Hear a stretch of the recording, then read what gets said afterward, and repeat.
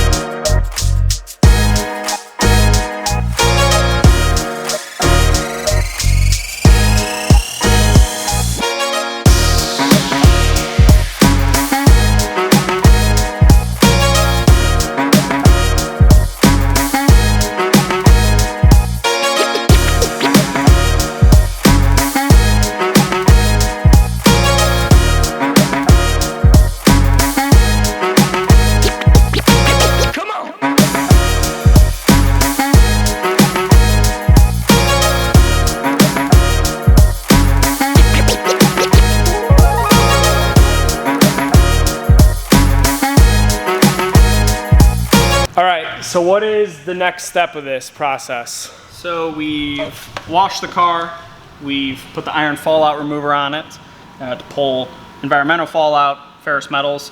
So now we're using a clay bar, super high tech. We're going back and forth on the paint, side to side. We're using no more real pressure than is needed to hold it on the surface, so we're not inducing unnecessary marring in the surface. And all this is going to do, it's going to remove any embedded contaminants in the clear coat that both washing and the iron fallout remover did not remove.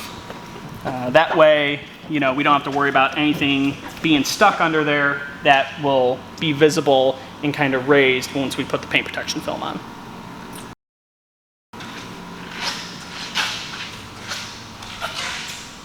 So as you just saw, Ryan has this thing all clean. It is beautiful. I wish you could see this in person. I don't think it's gonna show as well in video. It is gorgeous. So we are all prepped and ready tomorrow to lay the XPEL film on, and then we're gonna be ready for our road trip. Stay tuned.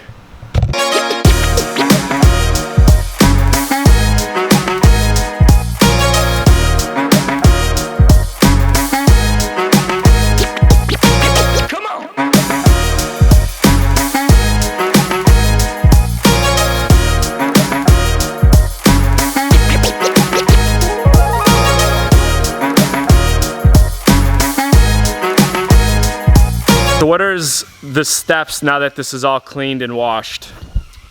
So basically, wet the surface and kind of run your hand on it, especially this being a new vehicle. A lot of the cars come wrapped with, you know, protective white film or, you know, some kind of barrier between the paint when the car's in transport just to protect it. So a lot of times you'll have adhesive, you know, on the edges, up top or something. A lot of times it's so thin and you can't really see it with your naked eye. So I like to just kind of wet the surface and run my hand everywhere where film will be, because your hand will always pick up the adhesive. So I don't feel anything, so basically we'll just wipe the surface, re-wet it, and then put the film on it.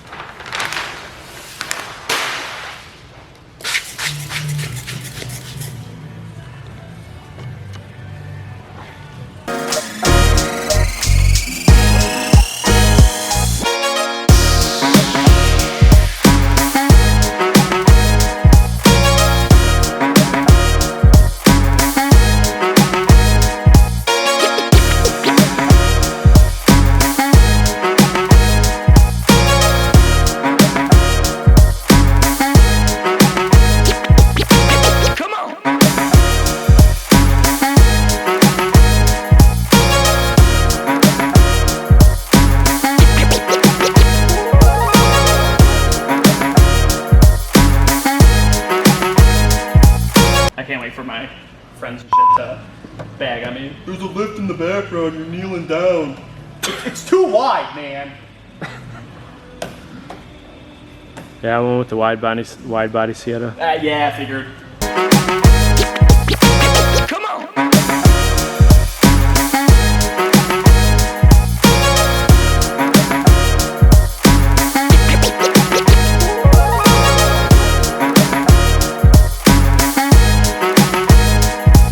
So here we have most of the fender squeegeed on. So we lined it up where it needed to be lined up. And we have this inner lip here modified, extended, as do we have on the top into the hood. So this will allow us to wrap in so we don't have an exposed seam here.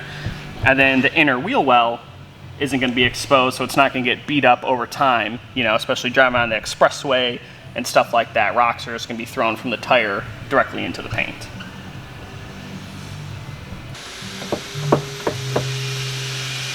Hey, baby, yeah, get you some of that.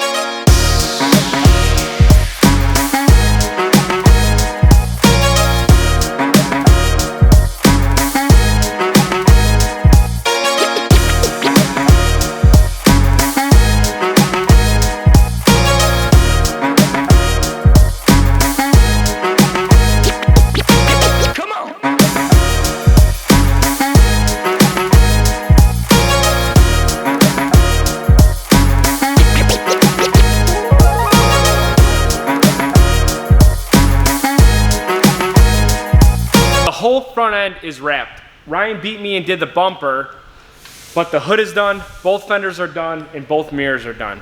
Ryan, why are we doing this pillar in the top section? It's pretty simple. It's my shop, so that's what I said we're doing.